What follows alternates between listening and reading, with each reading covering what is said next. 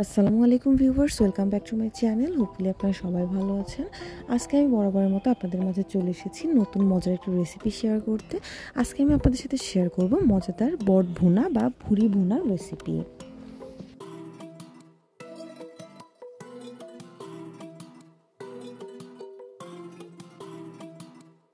বট ভুনা বা ভুরি ভুনা খেতে কিন্তু অসাধারণ লাগে। এই জন্য আমি একটি মশলা করে নিচ্ছি। 3টি পেঁয়াজ, 2টি রসুন এবং 1 পিস আদাকে আমি এখানে বেটে নিব। এর সাথে 6টি এলাচ, 6টি দারচিনি এবং 1.5 চা চামচ আস্ত জিরাকেও আমি বেটে নিব।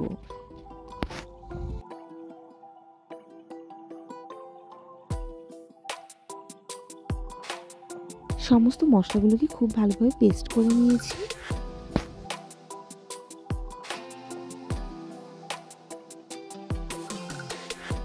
এখানে একটি ছাগলের ভুঁড়ি আছে, এখানে 3 কেজি পরিমাণ আছে। ভুঁড়ির সাথে এখানে ফ্যাকসা অংশটিও আছে। এবার এর মধ্যে দিয়ে দিচ্ছি বেটে রাখা মশলাটি, দিয়ে দিব পরিমাণ মতো লবণ। যেহেতু লবণ দিয়ে ভুঁড়িটি জাল করা ছিল, এজন্য প্রথমে অল্প পরিমাণ লবণ দিচ্ছি। এই লবণে আশা করি ভুঁড়িটি রান্না হয়ে যাবে। এবার এর মধ্যে একে একে সমস্ত গুঁড়া মশলাগুলো দিয়ে দিব। 3 কেজি ভুঁড়ির জন্য আমি এখানে 1.5 চা চামচ হলুদের গুঁড়া, 2 চা চামচ লাল মরিচের গুঁড়া,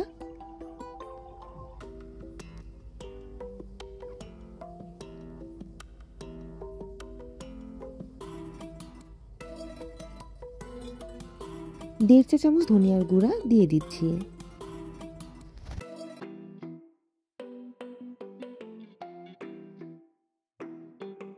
দিয়ে দিচ্ছি হাফ চা চামচ আস্ত জিরা। যেহেতু আমি জিরা আগেই পেস্ট করে দিয়েছি, এজন্য এই সময় হাফ চা চামচ ব্যবহার করছি।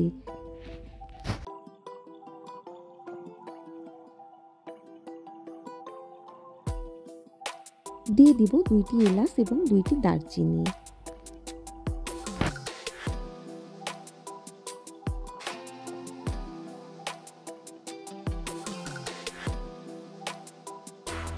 দিয়ে দিব 1 কাপ পরিমাণ সয়াবিন তেল। এবার সমস্ত মশলার সাথে ভুঁড়িগুলোকে আমি খুব ভালোভাবে মেখে নিব।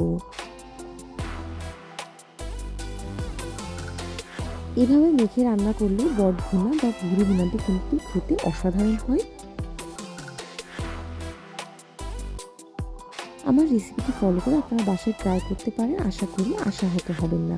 এভাবে মেখে একবার ভুরি রান্না করলে আপনাদের মুখে সারা জীবন এর টেস্ট লেগে থাকবে। খুব ভালোভাবে খুন্তির সাহায্যে আমি ভুঁড়িগুলোকে মেখে নিচ্ছি।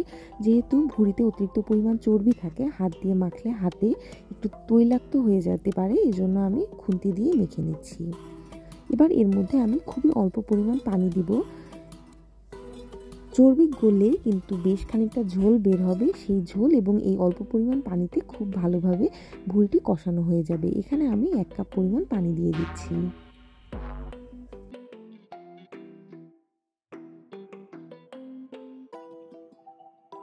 এবার চুলার জাল মাঝারি রেখে কড়াইটি আমি চুলায় বসিয়ে দিচ্ছি।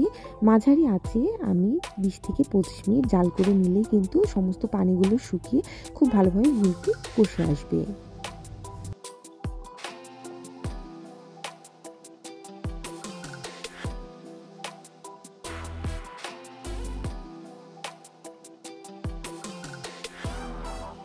চর্বিগুলো গলে এসেছে, ঝোলের পরিমাণ দেখা যাচ্ছে।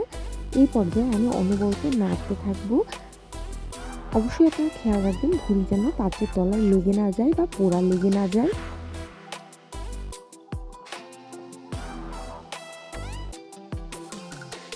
পোড়া লেগে গেলে কিন্তু এর টেস্ট একেবারে খারাপ চলে আসবে। এই জন্য অনবরত নেড়ে ভুঁড়িগুলোকে খুব ভালোভাবে কষিয়ে নিতে হবে।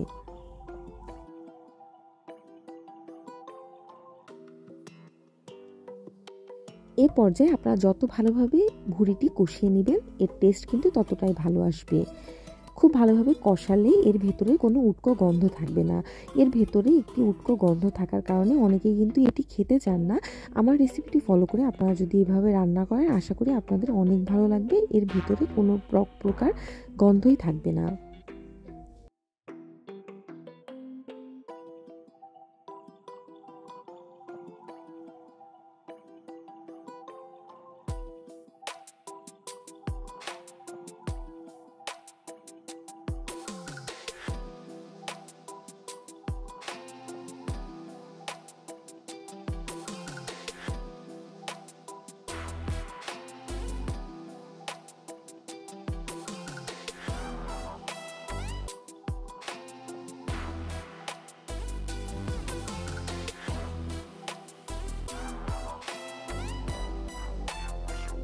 এর ভিতরে থাকা সমস্ত পানিগুলো একদম শুকিয়ে খুব ভালোভাবে ভুঁড়িগুলো কষে এসেছে। এখন আমি এর মধ্যে দিয়ে দিব ঝোলের পানি। এখানে আমি 3 কাপ পরিমাণ পানি ব্যবহার করছি। খুব ভালোভাবে কষে এর 60 থেকে 70% সিদ্ধ হয়ে গেছে, বাকি সিদ্ধটি এই ঝোলের পানিতেই সিদ্ধ হয়ে যাবে।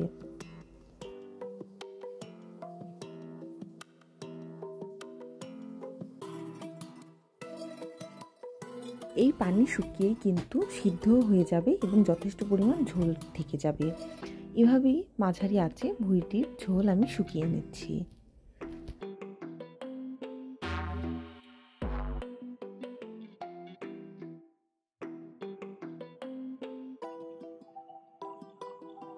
আপনারা যারা এখনও আমার চ্যানেলটি সাবস্ক্রাইব করেননি অবশ্যই সাবস্ক্রাইব করবেন, ফ্রেন্ডস অ্যান্ড ফ্যামিলির সাথে শেয়ার করতে ভুলবেন না।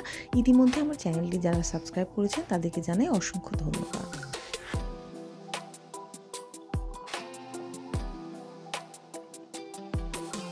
রেসিপিটি অবশ্যই আপনারা বাসায় ট্রাই করবেন এবং আমাকে জানাতে ভুলবেন না আপনাদের কেমন লাগলো। আপনাদের মূল্যবান কমেন্টসে কিন্তু আমাকে নতুন নতুন ভিডিও দিতে অনুপ্রেরণা যোগায়।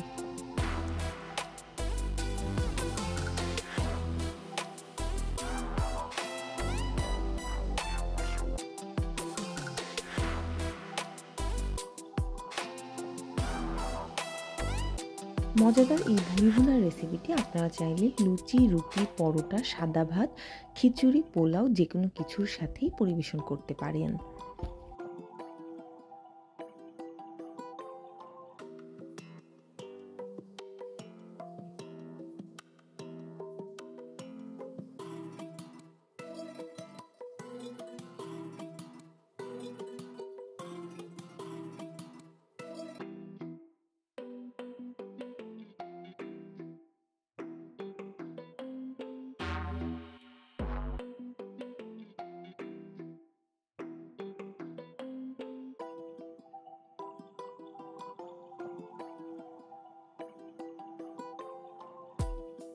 ঝোলের পানি শুকিয়ে এসেছে, ভুঁড়িগুলো সিদ্ধ হয়ে গেছে, আমি চেক করে নিয়েছি। এই পর্যায়ে এই রকম ঝোল থাকা অবস্থায় আমি ভুঁড়িটি নামিয়ে নিব চুলা থেকে, কারণ ভুঁড়িটি এক জালে খাওয়া সম্ভব হয় না, এটি বারবার জাল দিয়ে খেতে হয়, যাতে করে বারবার জাল দেওয়ার ফলে এর ভেতরে হালকা পরিমাণ ঝোল থাকে।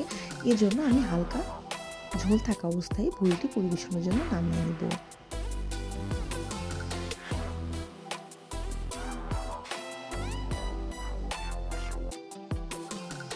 এলাচ, দারচিনি এবং অল্প পরিমাণ জিরা আমি এখানে শুকনো খোলায় ভেজে নিচ্ছি, সেগুলোকেই পাটায় গুঁড়ো করে নেব। এই মশলাটি আপনারা যে কোনো প্রকার মাংসতেও ব্যবহার করতে পারেন, এতে করে কিন্তু মাংস বা যে কোনো তরকারির একটি আলাদা ফ্লেভার যুক্ত হয়।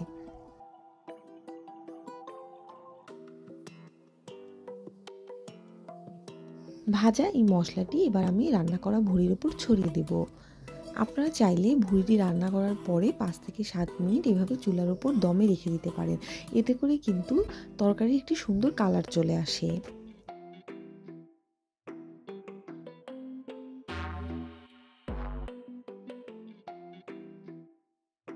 Thanks for watching my video.